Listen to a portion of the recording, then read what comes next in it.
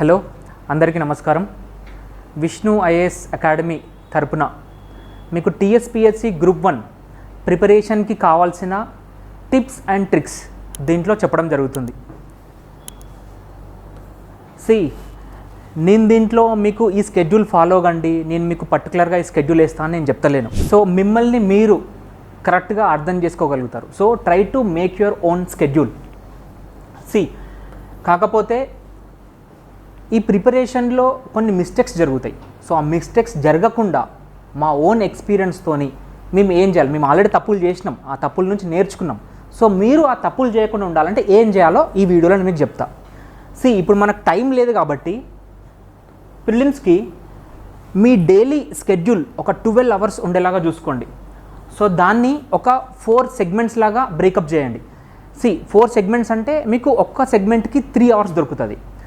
ఇట్లా short segments నేను గంట ఇది చదువుతా, గంట అది చదువుతా, గంట ఇది చదువుతా అంటే అది వర్కౌట్ కాదు. మీరు ఇప్పుడు కొందరికి రాత్రి చదివే అలవాటు ఎక్కువ ఉంటుంది, కొందరికి పగలు చదివే అలవాటు ఎక్కువ ఉంటుంది. సో మీరు మీ నేచర్ ఎలాంటిది దాన్ని బట్టి మీరు ప్లాన్ చేసుకోండి. కానీ మీరు పొద్దుగాల 4 గంటలకు లేవాలి, లేకపోతే రాత్రి 9 గంటల వరకు వండుకోవాలి అట్లానేం లేదు. మీ నేచర్ ఏంటి, try to make your schedule according to your nature.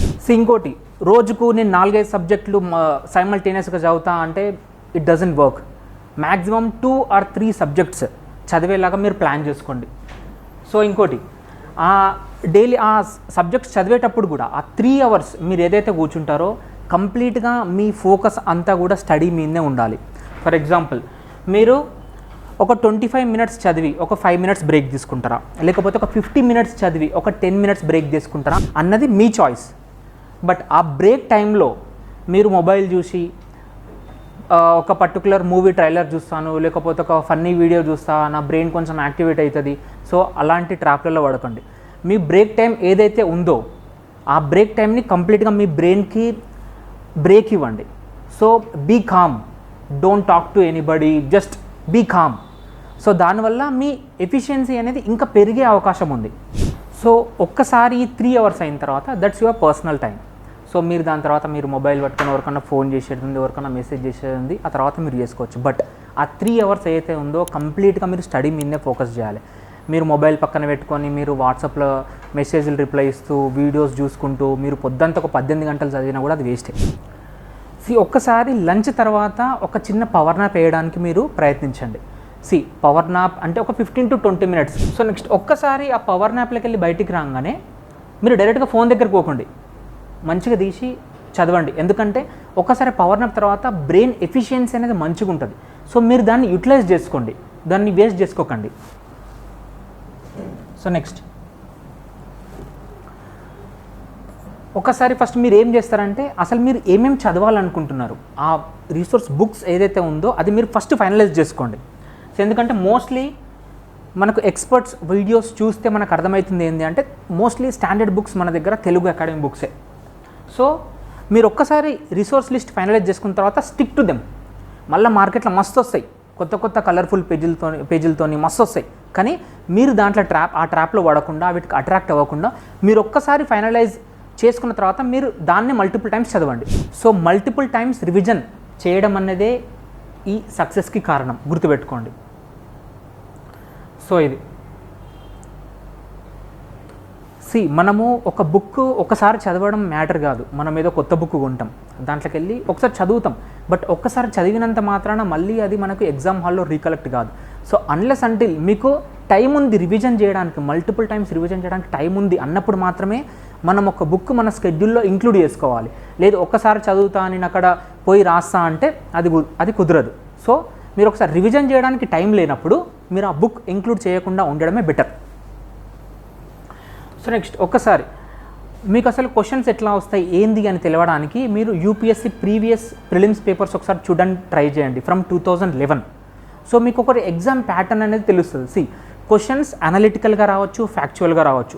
So analytical questions ఎట్లా వస్తాయో తెలియనికే మనకు UPSC previous year question papers అనేవి యూజ్ అవుతాయి. ఒకవేళ ఫ్యాక్చువల్ వస్తే ఎట్లా అన్నప్పుడు మనం 2016లో గ్రూప్ 2 ఎగ్జామినేషన్ జరిగింది. ఒక్కసారి ప్రీవియస్ ఇయర్ పేపర్ ఒకసారి చూడడానికి ట్రై చేయండి. సో మనకు అనలిటికల్ క్వశ్చన్స్ ఎట్లా వస్తాయో తెలుస్తుంది, ఫ్యాక్చువల్ క్వశ్చన్స్ ఎట్లా వస్తాయో తెలుస్తుంది.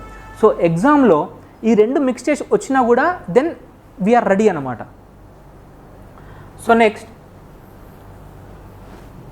ఒకటి ఇది మైండ్లో ఏముంటుందంటే, మనం గ్రూప్ 1 ప్రిపేర్ అవుతున్నాం, లేకపోతే యూపీఎస్సీ సివిల్ సర్వీసెస్ ప్రిపేర్ అవుతున్నాం అంటే ఇక మనకు అన్నీ తెలవాలి, ఎవ్రీథింగ్ అండర్ ద సన్ మనకు తెలవాలి. అన్నీ తెలవాల్సిన అవసరం లేదు.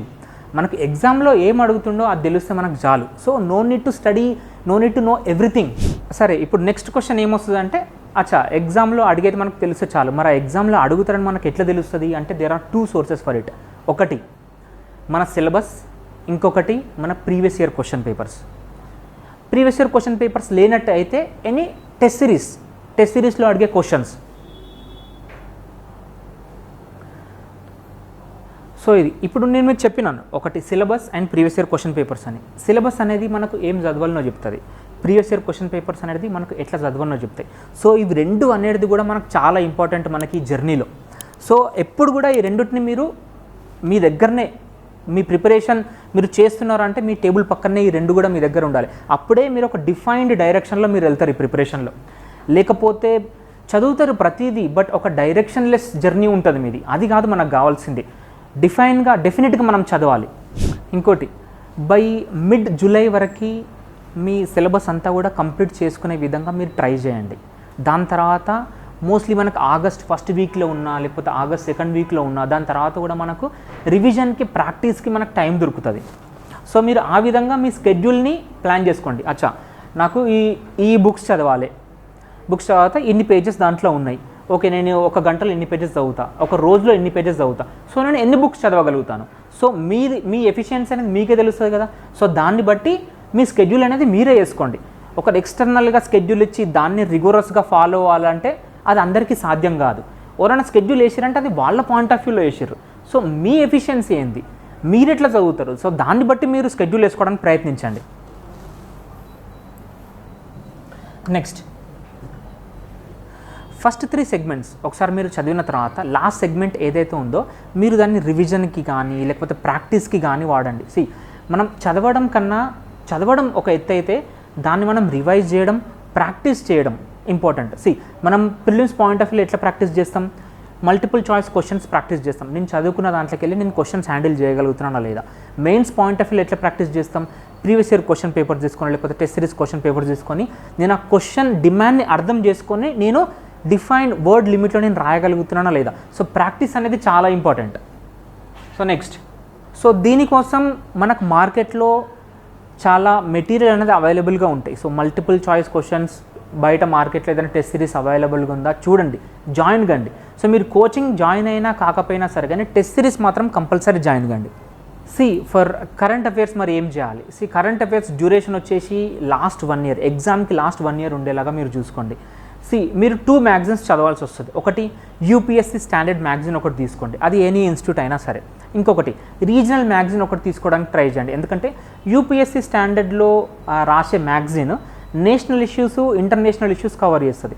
బట్ రీజనల్ లెవెల్ మన తెలంగాణ స్పెసిఫిక్ ఇష్యూస్ కావాలి అంటే మీరు ఒక రీజనల్ మ్యాగజైన్ అనేది చదవాల్సి ఉంటుంది.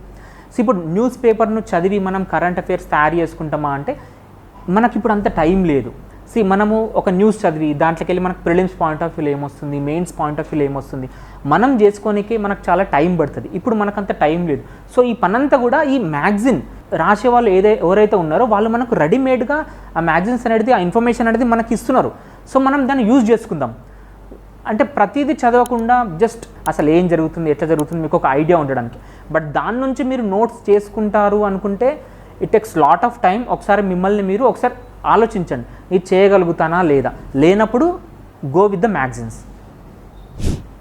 ఈ ప్రిపరేషన్లో మనకు మెయిన్ ప్రాబ్లం ఎక్కడ వస్తుంది అంటే ఈ ఎస్పెషల్లీ గ్రూప్ 1 ప్రిపరేషన్లో కోర్ట్ కేసులు, తర్వాత ఈ పెండింగ్ పడిపోతాయి, తర్వాత ఎగ్జామ్స్ అనుకున్న డేట్కి కండక్ట్ చెయ్యరు అనొకటి ఉంది. సో మీరు కోర్ట్ కేసులు ఎవరేస్తుర్రు ఏంది అలాంటి దాంట్లో పడకుండా ఫోకస్ ఆన్ యువర్ ప్రిపరేషన్. ప్రతి చాయ్ బండి కాడ లేకపోతే ఫ్రూట్ జ్యూస్ బండి కాడ ఆ ముచ్చట్లు పెట్టి ఇది మార్కెట్లో ఈ బుక్ కొత్తగా వచ్చింది, లేకపోతే ఈ కోర్ట్ కేసు వేసిర్రంట, ఇది డీలే అవుతుందంట. సో అలాంటి డిస్కషన్లలో పడకుండా అప్పటిదాకా మీ స్కెడ్యూల్ ఏంది, మీరు చదివే బుక్స్ ఏంది, దాన్ని మీరు స్ట్రిక్ట్గా ఫాలో కండి. సో ఇదంతా టైం వేస్ట్, దీనివల్ల మనకు వచ్చేది లేదు పోయేది లేదు, అంత టైం వేస్ట్. సో మీరు దాంట్లో పడకుండా మీ స్కెడ్యూల్ ఏంది, టైం అనేది చాలా ఇంపార్టెంట్. మన చేతిలో ఉంది మెయిన్స్ వరకే. So give your self 100% till mains. ఒక్కసారి మెయిన్స్ అయిన తర్వాత రిజల్ట్ ఎప్పుడన్నా రాని, అది మరి ఒక నెలలో వస్తుందా, లేకపోతే 2 నెలలు వస్తుందా, 6 నెలలు వస్తుందా, ఏడాదికి వస్తుందా, కానీ మన చేతిలో ఉంది మాత్రం మెయిన్స్ వరకే. సో మెయిన్స్ వరకు మీరు 100% ఇచ్చేయండి. దాని తర్వాత మీ లైఫ్ని, మీ తర్వాత జర్నీ అంది, మీరు యూపీఎస్సీ ప్రిపేర్ అవుతారా, లేకపోతే ఫర్దర్గా ఏదైనా జాబ్ కోసం సెర్చ్ చేస్తారా, మీరు ఆ జర్నీలో ఉండండి. సో మెయిన్స్ వరకు అయితే ఇలాంటి అన్నెసెసరీ డిస్కషన్స్, అన్నెసెసరీ డిబేట్స్ పెట్టకుండా give your self 100% till mains. ఈ జర్నీలో lot of ups and downs ఉంటాయి. మన ఫ్యామిలీ మనకు సపోర్ట్ చేస్తుంది, కొందరికి చెయ్యది. మన వెనుక మన చుట్టాలు కానీ, మన ఫ్రెండ్స్ కానీ చాలా మాటలు అంటారు. అరే ఇది వానితో ఏమవుతుంది, ఇది ఆమె చదువుతుందంట, ఆమెతో ఏమవుతుంది. సో ఇవన్నీ మస్తు మాటలు అంటారు. సో అవన్నీ పట్టించుకోకుండా మనకు స్టార్టింగ్ జర్నీలో చాలామంది సపోర్ట్ చేస్తారు. బట్ ఒక 2-3 ఇయర్స్ కాగానే వాళ్ళు మనకు సపోర్ట్ చేయకుండా మన జర్నీ నుంచి వెళ్ళిపోతారు. సో వాళ్ళందరికీ సమాధానం మన ర్యాంకే. సో ఇది గుర్తుపెట్టుకోండి. మన చేతిలో ఉంది ప్రాసెస్ మాత్రమే. మనం ప్రాసెస్లో 100% ఇన్వాల్వ్ కావాలి. రిజల్ట్ అనేది మన చేతిలో లేదు. సో మీరు ఆ ఎగ్జామినేషన్ ప్రాసెస్లో 100% ఇన్వాల్వ్ కండి. మీ వల్ల ఎంత అవుతుందో అంత టైం స్పెండ్ చేయండి, చదవండి. సో రిజల్ట్ గురించి తర్వాత. So all the best. ఈ ప్రిపరేషన్ జర్నీలో మీకు ఎలాంటి టిప్స్ అండ్ ట్రిక్స్ కావాలన్నా కూడా కింద స్క్రోల్ అయ్యే ఈ నెంబర్కి కాల్ చేయండి. Thank you.